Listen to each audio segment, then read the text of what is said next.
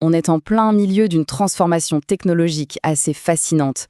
Aujourd'hui, on va voir comment la réalité virtuelle et la réalité augmentée sont bien plus que des gadgets. En fait, ce sont des outils qui sont carrément en train de redéfinir la nature même de nos liens sociaux. C'est le grand paradoxe de notre époque, non? On peut avoir des centaines d'amis en ligne, mais ressentir un sentiment d'isolement plus fort que jamais. Eh bien, c'est précisément là que ces nouvelles technologies entrent en scène, avec une promesse assez audacieuse, nous reconnecter pour de vrai. On assiste à un vrai changement de mentalité dans le monde de la tech. Fini le temps où les écrans nous isolaient chacun dans notre bulle. Maintenant, l'objectif, c'est de construire des ponts, de créer des expériences tellement partagées qu'elles arrivent à gommer la distance physique et à nourrir de véritables connexions humaines. Alors, comment est-ce qu'on en est arrivé là? Il faut dire que la pandémie a été un accélérateur incroyable. Elle nous a tous projetés dans une vie quasi permanente en ligne. Mais en même temps, elle a mis en lumière les limites des appels vidéo, la fameuse fatigue Zoom. Ça a créé un besoin urgent d'avoir des interactions virtuelles qui soient plus profondes, plus humaines. Ok, juste pour être sûr qu'on est tous sur la même longueur d'onde, clarifions rapidement ces deux concepts. La réalité virtuelle, la RV, c'est simple. On met un casque et hop, on est complètement transporté dans un autre monde. Un monde 100% numérique. La réalité augmentée, la RA, c'est l'inverse. On garde un pied dans le monde réel, mais on y ajoute une couche d'informations numériques. L'exemple parfait, c'est Pokémon Go qui fait apparaître des créatures sur le trottoir. Et ici, il y a un concept absolument clé à comprendre. C'est le sentiment de présence. C'est vraiment le but ultime de ces plateformes. Il ne s'agit pas juste de voir quelqu'un sur un écran, non. C'est d'avoir cette impression viscérale, presque physique, qu'on partage le même espace, qu'on interagit pour de vrai.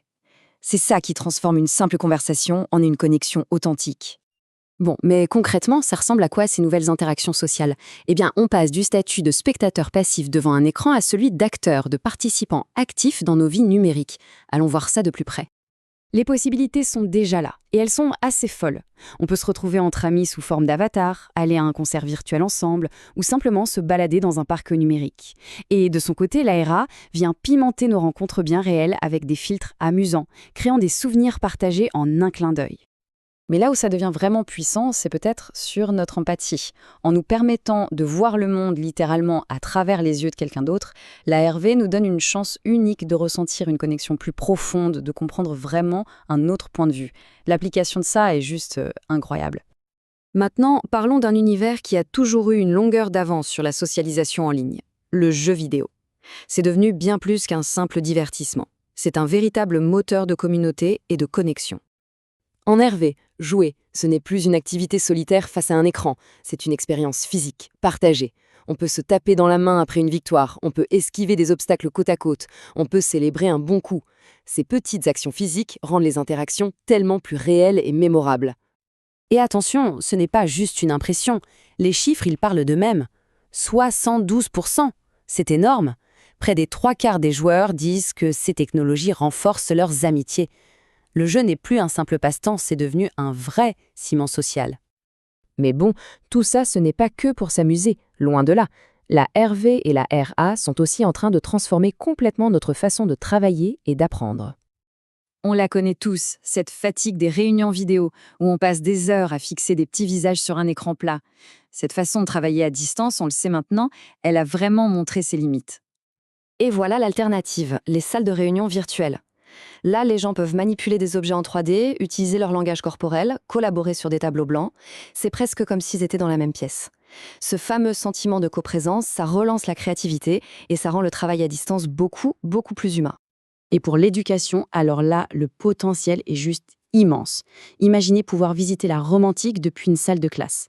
Cet apprentissage immersif, non seulement il améliore la mémorisation, mais il offre aussi un espace sécuritaire pour les étudiants plus timides. Derrière un avatar, certains trouvent le courage de participer comme jamais auparavant. Finalement, et c'est peut-être le plus important, comment est-ce que toutes ces technologies peuvent nous aider à combattre la solitude et à améliorer notre bien-être concrètement? Les applications sont aussi innovantes qu'émouvantes, franchement. On parle de thérapie de groupe en RV pour affronter ses peurs ensemble, de gants qui permettent de sentir le rythme cardiaque de son partenaire à des milliers de kilomètres, ou encore de jogging virtuel entre amis pour se motiver les uns les autres. On crée de nouvelles formes de soutien qui dépassent complètement les barrières géographiques. Au fond, la mission, derrière tout ça, peut se résumer par cette phrase. L'objectif ultime, ce n'est pas de remplacer le monde réel, mais de l'enrichir. C'est de construire des ponts là où la distance a créé des barrières, pour qu'on puisse cultiver des relations plus vraies, plus authentique. Tout ça, ça nous laisse avec une question assez fascinante pour l'avenir.